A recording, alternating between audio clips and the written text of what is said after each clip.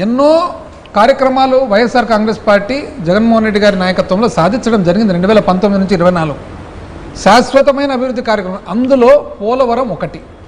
ఈరోజు పోలవరం విషయానికి వస్తే 12,500 కోట్లు మేము తెచ్చామని చెప్పి ఏదైతే ఈరోజు అడ్వర్టైజ్ చేస్తున్నారో, నిజం చెప్పాలంటే ఆ సాధన మొత్తం కూడా మా ప్రభుత్వంలో మేము చేసిండేదండి. మేము చేసిండే సాధన ఎప్పుడండి? పోలవరము వాస్తవానికి నిజం చెప్పాలంటే 1941లో మొట్టమొదటిసారిగా కట్టాలని చెప్పి ఎప్పుడైతే ఆలోచన కలిగిందో అప్పటి నుంచి మెడ్రాస్ ప్రెసిడెన్సీలో, ఆ తర్వాత 1941 తర్వాత నెక్స్ట్ మళ్ళీ ఎప్పుడండి?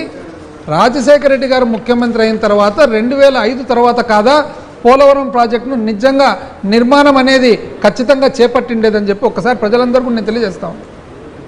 ఎప్పటి నుంచండి? 2005 సంవత్సరంలో అసలు ఒక ప్రాజెక్టు కట్టాలంటే ఫస్ట్ మనకు కావాల్సిండేదేమి?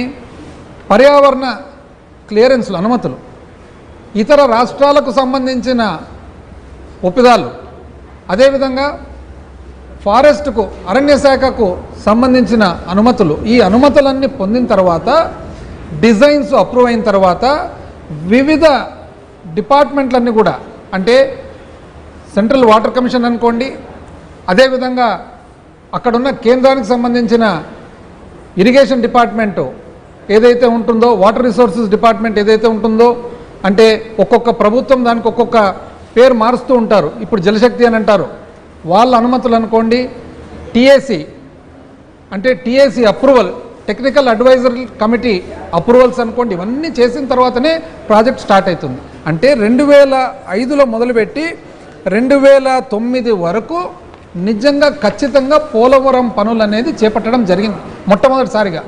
కానీ ఈరోజు తెలుగుదేశం పార్టీ, చంద్రబాబు నాయుడు గారు పోలవరం అసలు మేమే దీన్ని కన్స్ట్రక్షన్కు పూనుకున్నామనేటట్లు ప్రచారం. ఒకవేళ నిజంగా పోలవరం ప్రాజెక్టు మీద మీకు అంత చిత్తశుద్ధి, అంత ఆలోచన ఉండింటే పోలవరం ప్రాజెక్టు మీద మీరు ఏం చేసి ఉండాలండి? మీరు యాక్చువల్గా అంతకుముందు కూడా ముఖ్యమంత్రిగా ఉన్నారు కదా, అంతకుముందు ముఖ్యమంత్రిగా ఉన్నప్పుడు మీరు ఎందుకు చేపట్టలేదు?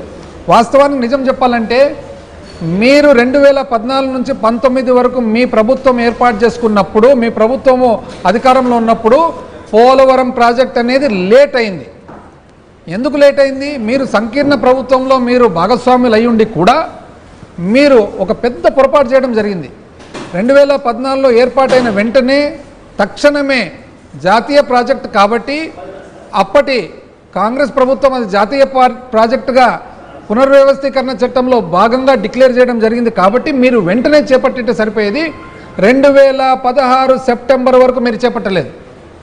అంటే 2014 నుంచి 16 2 కీలకమైన సంవత్సరాలు చేపట్టకుండా మీరు ఒక అప్పటి సంకీర్ణ ప్రభుత్వంతో, మీరు అప్పుడు ఎన్డీఏ ప్రభుత్వంలో ఒక ఒప్పందానికి మీరు చేరి ఆ ఒప్పందంలో భాగంగా చాలా పెద్ద పొరపాట్లు చేయడం జరిగింది.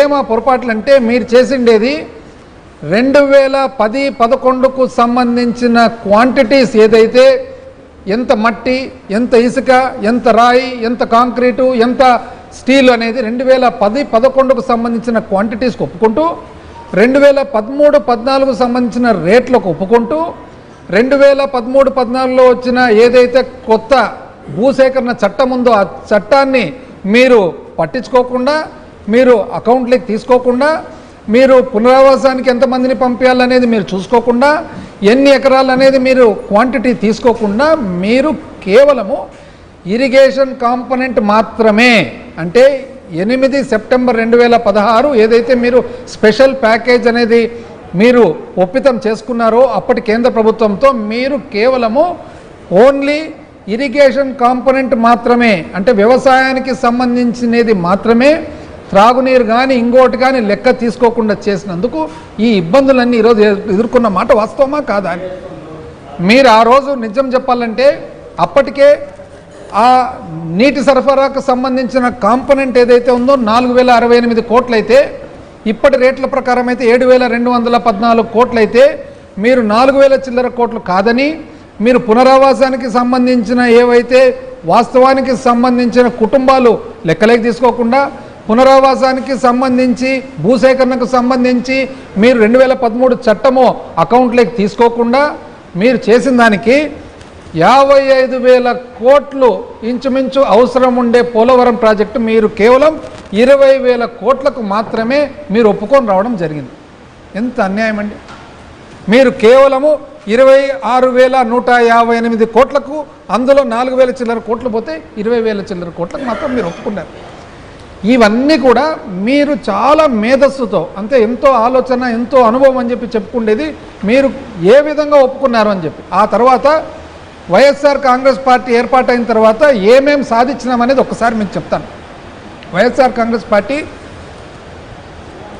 వాస్తవానికి పోలవరం ప్రాజెక్టు 2005-2006 ధరల ప్రకారము 10,151 కోట్లయితే, మరి 2010-11 ధరల ప్రకారము 16,010 కోట్లకు చేరితే, ఆ తర్వాత 2014 పునర్వ్యవస్థీకరణ చట్టం ప్రకారంగా మరి పోలవరం ప్రాజెక్టు జాతీయ ప్రాజెక్టుగా పరిగణించి, ఆ తర్వాత పోలవరం ప్రాజెక్ట్ అథారిటీ అనేది చేయడం జరిగింది.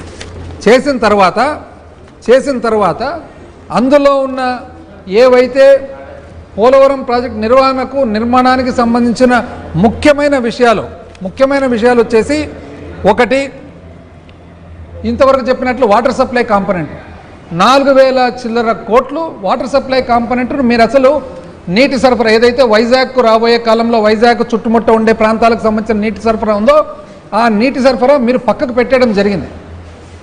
ఎప్పుడు కూడా మీరు కేంద్ర ప్రభుత్వానికి ఏ విధంగా ఇది మీరు పక్కకు పెట్టానని చెప్పలేదు. మా ప్రభుత్వం వచ్చిన తర్వాత 2019 నుంచి మొట్టమొదటిసారిగా అది టేకప్ చేయడం జరిగింది. ఆ తర్వాత ఏదైతే పోలవరం ప్రాజెక్టు నిర్మాణానికి సంబంధించిన రీయింబర్స్మెంట్ అంటే ఖర్చు మనం పెట్టిన తర్వాత కేంద్ర ప్రభుత్వం మనకు తిరిగి డబ్బులు ఇవ్వాల్సి ఉంది. ఆ రీయింబర్స్మెంట్ అనేది ఇంతకుముందు సంకీర్ణ ప్రభుత్వంలో తెలుగుదేశం పార్టీ ఉన్నప్పుడు ఇక్కడ నుంచి పోలవరం ప్రాజెక్ట్ అథారిటీకి పోతే, పోలవరం ప్రాజెక్ట్ అథారిటీ సర్టిఫై చేసిన తర్వాత బిల్లులు జలశక్తికి పంపిస్తే, జలశక్తి నుంచి ఫైనాన్స్కు పోతే, ఫైనాన్స్ నుంచి ఆర్బీఐకి నాబార్డుకు పోతే, అక్కడి నుంచి మళ్ళీ తిరిగి వస్తే, అక్కడి నుంచి వచ్చేటప్పటికి ఎన్నో నెలలు పట్టేది. అటువంటిది మేము మా ప్రభుత్వము ముఖ్యమంత్రి గారు ప్రధానమంత్రి గారితో మాట్లాడిన తర్వాత ఇవన్నీ తీసేసి డైరెక్ట్గా స్పెషల్ అసిస్టెన్స్ కింద కేంద్ర ప్రభుత్వం నుంచి తెచ్చిన మాట వాస్తవమా కాదని చెప్పి ఈరోజు నేను అడుగుతా ఉన్నా. ఎంత అన్యాయంగా చెప్తారండి. అసలు ఈ వాటర్ సప్లై గురించి as per the guidelines of the national project both irrigation and water supply component should be funded, రెండు కూడా ఇవ్వాలని చెప్పి మా ప్రభుత్వం. అదేవిధంగా అది ఎప్పుడెప్పుడు 12/6/2021లో ఒక ఉత్తరం ద్వారా, 16/7/21లో ఒక ఉత్తరం ద్వారా, 20 అక్టోబర్ 2021లో ఒక ఉత్తరం ద్వారా చేసినందుకు ఈరోజు వాటర్ సప్లై కాంపోనెంట్ మరి 7,000 కోట్లకు సంబంధించినది మరి ఒకసారి ప్రాజెక్టులకి ఈరోజు కేంద్రం ఇవ్వబోతా ఉంది. అదేవిధంగా రీయింబర్స్మెంట్ ప్రొసీజర్ వచ్చేసి ఆ రోజు గౌరవ ముఖ్యమంత్రి జగన్మోహన్ రెడ్డి గారు చెప్పిన తర్వాత, అప్పటి ముఖ్యమంత్రి చెప్పిన తర్వాత, presently the recommended amount by PPI sanction by MOJS Ministry of Jalashakti and released directly to Government of Andhra Pradesh by Ministry of Finance under Special Assistance Capital from ఎప్పటి నుంచి అండి 4/1/2022 అంటే 22/4/1/2022 తర్వాత పాత పద్ధతి కాకుండా కొత్త పద్ధతి ప్రకారంగా స్పెషల్ అసిస్టెన్స్ క్యాపిటల్ కింద కేంద్ర ప్రభుత్వం నుంచి డైరెక్ట్. ఇది పోలవరం ప్రాజెక్ట్ నిర్మాణానికి ముఖ్యమైన కీలకమైన అంశం కాదండి ఇది. ఆ తర్వాత ఇంకోటి కాంపోనెంట్ వైజ్ రిస్ట్రిక్షన్ ఉండేది. అంటే హెడ్ వర్క్స్కి ఇంత డబ్బులు, లెఫ్ట్ మెయిన్ కెనాల్ ఇంత డబ్బులు, రైట్ మెయిన్ కెనాల్కి ఇంత డబ్బులు, మరి అదేవిధంగా వివిధ ల్యాండ్ అక్విజిషన్కి ఇంత డబ్బులు కాంపోనెంట్ మాదిరిగా ఉండేదన్నమాట. అయితే ఒరిజినల్గా లెఫ్ట్ మెయిన్ కెనాల్ కుడివైపు ఉన్న మెయిన్ కెనాల్ కానీ ఎడమవైపు ఉన్న మెయిన్ కెనాల్ కానీ ఈ రెండు కెనాళ్ళు కూడా ఫ్లో ఏదైతే ఉందో తక్కువ క్యూసెక్లకు ఉంటే రాజశేఖర రెడ్డి గారు ఈ తక్కువ క్యూసెక్ల డిజైన్ ఇది చాలదు, దీన్ని పెంచాలని చెప్పి పెంచడం జరిగింది.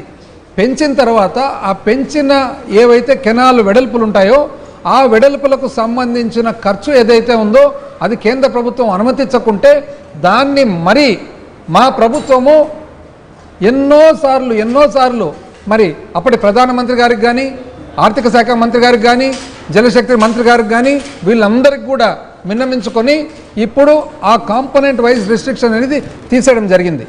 ఇది government of Andhra Pradesh address to PPA and Polavaram Project Authority and Ministry of Jalashakti to consider overall project as a whole for reimbursement of expenditure spent by the government of Andhra Pradesh without imposing component-wise restriction, duly treating water supply component as a part of the irrigation component, and to consider revised cost estimates 2 of Polavaram irrigation project. ఎప్పుడండి ఇది 15/6/2021, 16/7/2021, 29/2021, 17/6/22, 19/7/22 ఇన్ని రకాలుగా correspondence చేసిన తర్వాత ఆ correspondence ద్వారా ఈరోజు ఈ పోలవరం ప్రాజెక్టు సంబంధించిన అనుమతులు మరి ఖర్చు వస్తూ ఉంది. కానీ వీళ్ళు మాత్రం ఏమంటారంటే మేమే చేసినాము.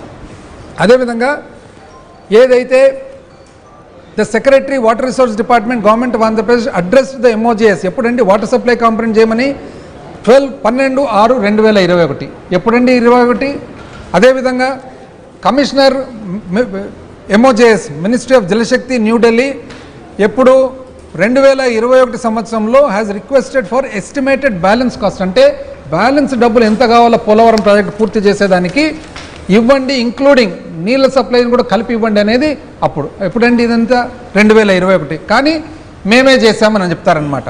అదేవిధంగా ఇవన్నీ సీక్వెన్స్ ఆఫ్ ఈవెంట్స్ చూసుకుంటూ పోతే CWC central water commission requested again to submit balance estimate cost as per final approved drawings ఎప్పుడండి 11/5/2022. ఆ తర్వాత during the review meeting on Polavaram irrigation project held on 10/4/2023 అంటే 10 ఏప్రిల్ 2023లో secretary department of water resources ఏమన్నారు, ministry of Jal Shakti directed comprehensive cost proposal shall be prepared by the balance works at current price level, అంటే 2023-24 price లెవెల్స్కి సంబంధించి కొత్తగా ఇవ్వండి అని చెప్పి 2023లో చేయడం జరిగింది. కానీ ఇప్పటి ప్రభుత్వం మాత్రం ఏమంటున్నారు, వాళ్ళే పోలవరం డబ్బులు తెచ్చారని చెప్పేసి ఉండేటట్లు సాధించుకొని వస్తే ఎంత అన్యాయంగా చెప్తారండి మీరు, మేమే చేసినామని. అంటే ఈరోజు 12,500 కోట్లు రిలీజ్ అయిందంటే ఈ కరస్పాండెన్స్ అంతా చూసిన తర్వాత మీ వలన మా వలన అయ్యిండేది. మీరు అసలు నిజం చెప్పాలంటే కాంపోనెంట్స్లో చూస్తే మీరు చేసిన ఒప్పందం అప్పుడు PPA has to regulate release of, అంటే కాంపోనెంట్ వైజ్ ఎక్స్పెండిచర్ అని చెప్పి కుడి కాలువకి ఎంత, ఎడమ కాలువకి ఎంత, హెడ్ వర్క్స్కి ఎంత, ₹1 కూడా దాటనీకి లేదని మీరు ఒప్పందం చేసుకొని వస్తే మేము అట్లా కాదు, మొత్తం ప్రాజెక్ట్ అంతా కలిసి చేయాల్సిన బాధ్యత అవసరం ఉందని చెప్పి మేము చేసుకొని వస్తే ఈరోజు మీరు మీ ఘనత అని చెప్పుకుంటారు.